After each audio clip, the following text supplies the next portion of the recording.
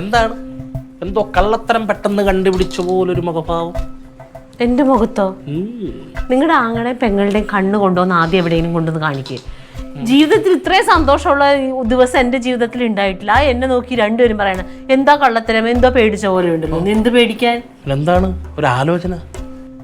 എനിക്ക് എന്തെല്ലാം കാര്യങ്ങൾ ആലോചിക്കാനുണ്ട്. മുത്തിന്റെ പഠിത്തം, തക്കുടുവിന്റെ പഠിത്തം, ഇതൊക്കെ ആലോചിക്കാനില്ലേ? തക്കുടുവിനെ എഴുത്തിന് പോലും ഇരുത്തില്ലല്ലോ, പിന്നെന്തോന്നു? എഴുത്തിനിരുത്തില്ലെങ്കിൽ കൊച്ചിന്റെ പഠിത്തത്തെ പറ്റി ചിന്തിക്കാറില്ലേ? ഇതാ നിന്റെയൊക്കെ കുഴപ്പം. ഒരു കുഞ്ഞ് ജനിക്കുമ്പോൾ തന്നെ നമ്മൾ അതിന്റെ കാര്യങ്ങളൊക്കെ ചിന്തിക്കണം. ഈ വീടിന്റെ കാര്യങ്ങൾ ആലോചിക്കാനുണ്ട്, എന്തെല്ലാം എന്റെ കാര്യം, എന്റെ ജീവിതത്തിനെ കുറിച്ച് ആലോചിക്കാനുണ്ട്. ഇതൊന്നും ആലോചിക്കാൻ പാടില്ലേ? ക്ലീറ്റോ മച്ചമ്പിയെ കുറിച്ച് ആലോചിക്കാറില്ലേ? എന്റെ ക്ലീറ്റോനെ പറ്റി ഞാനല്ലാതെ പിന്നെ ആരാ ആലോചിക്കുന്നത്? നീ ആലോചിക്കും. എന്നിട്ടാണോ പെണ്ണുമുള്ള നിങ്ങളെ പുന്നാരാങ്കട ആ പാവത്തിനൊന്നൊരു MP സ്ഥാനം കൊണ്ട് കളഞ്ഞത്? എന്താണ് എന്താ പറഞ്ഞേ? കുറെ ആംഗ്ലം ബാംഗ്ലൂർ എന്ന് പ്ലാൻ ചെയ്തായിരിക്കും ഞാൻ കേട്ട്. നിങ്ങൾ കാരണമല്ലേ അങ്ങനെ MP സ്ഥാനം പോയത്? ആണോ? അതൊക്കെ പറയടാ. നീ എന്തിനിങ്ങനെ കിടന്ന് ഒച്ചെടുക്കണേ? ഒച്ചയെടുക്കും, അത്ര സങ്കടമുണ്ട്. അയ്യോ റൊണാൾഡോ, വേണ്ട. ഞാൻ റൂമിൽ കിടന്നുറങ്ങപ്പോ എനിക്ക് വെളിയിലെ കക്കൂസി പോയി അപ്പിയിടാൻ തോന്നുന്നത് എന്റെ ഭാഗ്യം. അതുകൊണ്ട് ഈ ചതി മൊത്തം അറിഞ്ഞു. മക്കളെ ഒരു മക്കളും വേണ്ട. ഇത് ലോകം അറിയും, ക്ലിറ്റോ അറിയും, ലില്ലി അറിയും, കൂടത്തായി പോലെ ചതി ചെയ്യുമോ?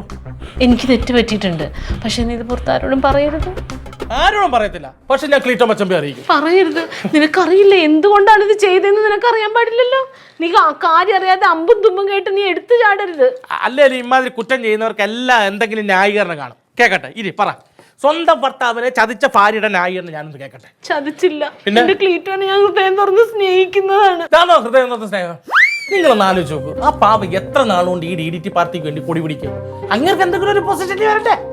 അങ്ങനെ MP ആയി ഞാൻ ആരാ? PA ആവോ? നമ്മുടെ ഫാമിലിയുടെ സെറ്റപ്പ് മാറുമോ? ഓ എല്ലാം ശരി, ഞാൻ എല്ലാം അംഗീകരിക്കുന്നു. ഞാനൊരു കാര്യം ചോദിക്കട്ടെ, ക്ലീറ്റോ ജയിച്ചാലല്ലേ ഇതെല്ലാം ആവുള്ളൂ? ഇലക്ഷൻ മിണ്ടല്ലേടാ. അതല്ലല്ലോ ഇവിടുത്തെ വിഷയം. ജയപരാജയങ്ങൾ ഇലക്ഷനിൽ പതിവാ. ക്ലീറ്റോ ഇലക്ഷന് നിന്ന ജയിക്കുന്ന നിനക്ക് ഉറപ്പുണ്ടോ?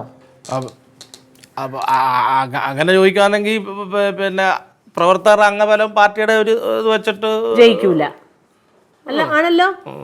അപ്പൊ പിന്നെ ഈ ഇലക്ഷന് വേണ്ടിയിട്ട് 10-60 ലക്ഷം മുടക്കിയിട്ടുണ്ടെങ്കിൽ ആര് പൈസ തിരിച്ചു തരും? നീയല്ലേ പറഞ്ഞത് എവിടെയോ പോയിട്ട് ഈ വീട് സ്ഥലവും പണയപ്പെടുത്തി മാർവാടികളുടെ കയ്യിൽ നിന്ന് പൈസ മേടിക്കാന്ന്. ഇലക്ഷന് തോറ്റിട്ടുണ്ടെങ്കിൽ ഈ പൈസ ആര് തിരിച്ചു കൊടുക്കും? നീ കൊടുക്കോ? എന്റെ ഇല്ലല്ലോ. എനിക്ക് കൊടുക്കാൻ പറ്റുമോ?